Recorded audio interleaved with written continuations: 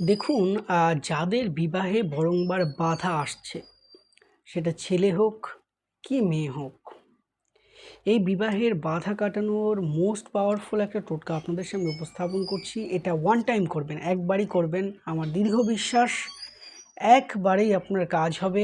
প্রচুর রেমেডি পড়ে, তাবিজ কবজ করে, টোটকা করে যদি কাজ না হয়, তখনই এটা প্রয়োগ করুন। দেখবেন মারাত্মক সফলতা পাবেন। সেটা হচ্ছে যে কোনো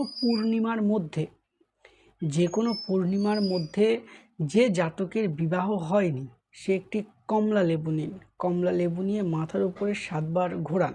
7 বার ঘুরিয়ে প্রবাহিত নদীতে বা প্রবাহিত জলে বা বড় পুকুরে, নদীতে দিলে খুব ফল পাবেন। জোয়ারের সময় সেই নদীতে ফেল দিন।